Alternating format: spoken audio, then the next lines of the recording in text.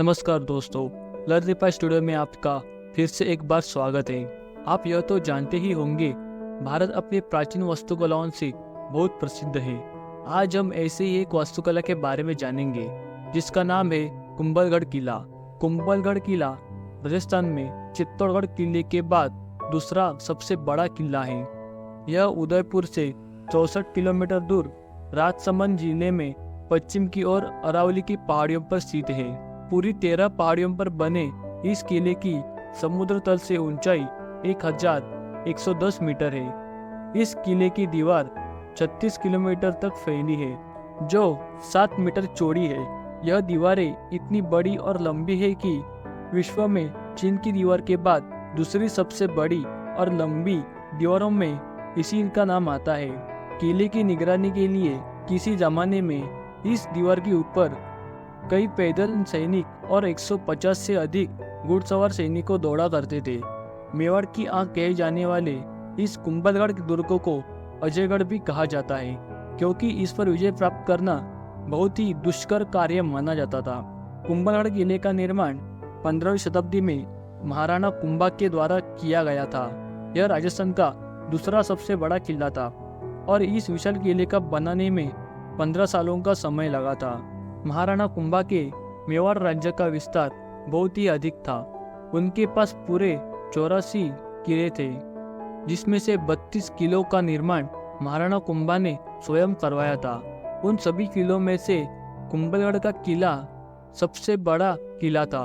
कुंभलगढ़ किले के प्रमुख शिल्पकार वास्तुविद मंडन जी थे। किले की दीवारों को जब बनाना शुरू किया तब कई परेशानियां आने लगी। इन दीवारों को बनाया गया था, रात में दीवारें अपने आप गिर जाती थी। जब कई बार ऐसा हुआ तब महाराणा कुंभा ने स्थानीय लोगों से इसका कारण पूछा, तो स्थानीय लोगों ने उन्हें भैरव मुनि के बारे में बताया। भैरव मुनि ने किले के निर्माण में आने वाली बाधाओं का कारण देवी देवताओं की शक्तियों को बताया और कहा, नरबलि ही इसका एकमात्र उपाय है। जब तक कोई मनुष्य बिना किसी लोभ लालच के स्वयं इच्छा से बलिदान नहीं देगा, तब तक किले का निर्माण असंभव है। जब कोई स्वयं इच्छा की बलि देने वाला कोई व्यक्ति नहीं मिला, तब महाराणा कुंभा और अधिक चिंतित हो गए। स्वयं भैरव मुनि बलिदान के लिए आगे आते हैं और कहते हैं कि जहां से वह पहाड़ी चढ़ना शुरू करे, वहां से किले की सुरक्षा दीवार को बनाना शुरू करे और अंत में जिस स्थान पर पहुंचे वहां पर किले का निर्माण किया जाए। भैरव मुनि ने जिस स्थान से पहाड़ी चढ़ना आरंभ किया, वहां पर किले की दीवार के पहले द्वार को बनाया गया, जिसे भैरव पोल के नाम से जाना जाता है। थोड़ा सा आगे चलने पर तलवार से उनकी गर्दन को काट दिया जाता है और उनका सिर जिस स्थान पर गिरता है वह पर भैरव मुनि का छोटा सा मंदिर बनाया जाता है। सिर काटने के बाद भी भैरव मुनि पहाड़ी के ऊपर चढ़ते गए। लगभग 700 मीटर पहाड़ी के ऊपर चढ़ने के बाद उनका शरीर गिरता है और वहीं पर कुंभलगढ़ किले का निर्माण किया जाता है। इस जगह पर भैरव मुनि का शरीर गिरता है, उसे कटारगढ़ नाम दिया जाता है। कुंभलगढ़ किला अरावली पर्वत श्रृंखला की 13 छोटी बड़ी पहाड़ियों के ऊपर कुछ इस प्रकार स्थित है कि 500 मीटर दूर से यह दिखाई भी नहीं पड़ता, परंतु किले के ऊपर से तो कई किलोमीटर तक नजर दौड़ा सकते हैं। कुंभलगढ़ किले में प्रवेश करने के लिए इसकी विशाल दीवार में 7 बड़े दरवाजे हैं। इनमें सबसे बड़े दरवाजे राम पोल तथा हनुमान पोल है।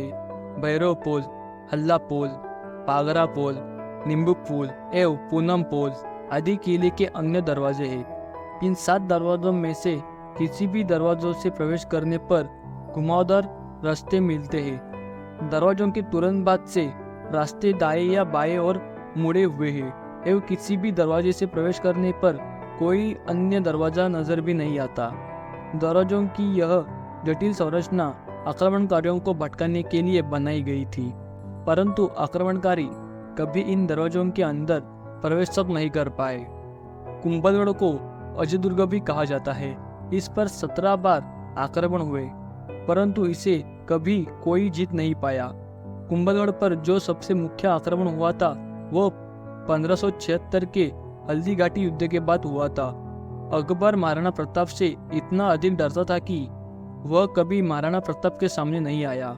हल्दी घाटी के युद्ध में अकबर अपनी ओर से जयपुर के राजा मान सिंह को युद्ध करने के लिए भेजता है। जब राजा मानसिंह महाराणा प्रताप के बीच भीषण युद्ध होता है, उस युद्ध में हार जीत का कोई संतोषजनक निर्णय नहीं निकलता, परंतु जनधन की क्षति दोनों ओर से बहुत अधिक होती है।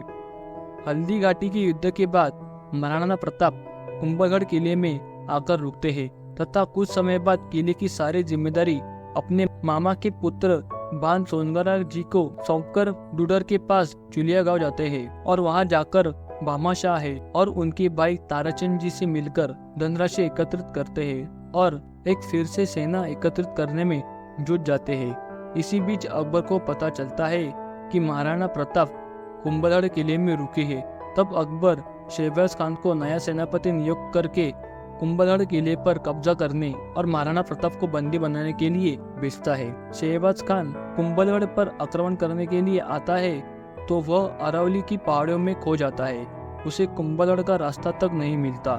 तब वह कुंभलगढ़ से सब्जी पहुंचाने वाली 3 महिलाओं को बंदी बनाता है और जबरन उनसे किले का रास्ता पूछकर किले तक पहुंच जाता है। शहबाज खान को जानकारी थी महाराणा प्रताप किले के अंदर ठहरे हुए हैं। वह जानता था कि महाराणा प्रताप को जीतना बहुत ही दुष्कर कार्य है, इसलिए वह किले से थोड़ी ही दूर अपने तोपगोलों जमा कर अपने सैनिकों को पानी की व्यवस्था के लिए वहां पर बावड़ी खुदवाता है, जो आज भी है। इसे बादशाह बावड़ी के नाम से जाना जाता है। पानी की व्यवस्था करने के बाद शहबाज खान किले पर आक्रमण शुरू कर देता है, परंतु महाराणा प्रताप में मामेरे भाई भागन सोनगरा और उनके सैनिक मुंहतोड़ जवाब देते हैं और शहबाज खान को वापस भागने पर मजबूर कर देते हैं। कुछ इतिहासकारों के अनुसार कुंभलगढ़ में जाने वाले पानी में जहर मिलाकर कुंभलगढ़ पर कब्जा कर लेता है, परंतु यह कब्जा ज्यादा समय तक नहीं रह पाता। इसके बाद 1582 में महाराणा प्रताप और शहबाज खान के बीच कुंभलगढ़ से 60 किलोमीटर दूर दीवेर के जंगलों में भयंकर युद्ध होता है। इस युद्ध में महाराणा प्रताप शहबाज खान को मौत के घाट उतार देते हैं। महाराणा कुंभा का सबसे बड़ा पुत्र था उदयकरण, जिसको उदा के नाम से भी जाना जाता है। वह भली भांति जानता था कि महाराणा कुंभा अजय योद्धा है, उन्हें ना तो कोई मार सकता है और ना कोई हरा सकता है। उदयकरण को राजगद्दी का लालच आ जाता है। जब महाराणा कुंभा अपने कुंभा महल से लगभग 2 किलोमीटर नीचे की ओर स्थित मामादेव जी के मंदिर में एकलिंग जी के सामने संध्या वंदन कर रहे होते हैं, तब उदयकरण पीछे महाराणा कुंभा की हत्या कर देता है। एक पुत्र द्वारा अपने पिता की हत्या, ऐसी घटना मेवाड़ के इतिहास में पहली बार हुई थी। इस घटना को मेवाड़ के इतिहास में सबसे बड़ा कलंक कहा गया। महाराणा कुंभा की हत्या के बाद उदयकरण स्वयं को शासक घोषित कर देता है, परंतु वह ज्यादा समय तक शासन नहीं कर पाता। इस घटना के कुछ दिन बाद ही बिजली गिरने से उदयकरण की मृत्यु हो जाती है। इसके बाद रायमल जी राणा बनते हैं। तो दोस्तों, हमें कमेंट करके जरूर बताएं कि आपको वीडियो कैसा लगा, और अगर ये वीडियो पसंद आया है तो वीडियो को लाइक करें। ऐसे ही रहस्यमय और दिलचस्प वीडियोस देखने के लिए हमें सब्सक्राइब करें, साथ ही बेल आइकन को दबाएं ताकि हमारी नई वीडियोस जल्द से जल्द अब तक पहुंचे। धन्यवाद।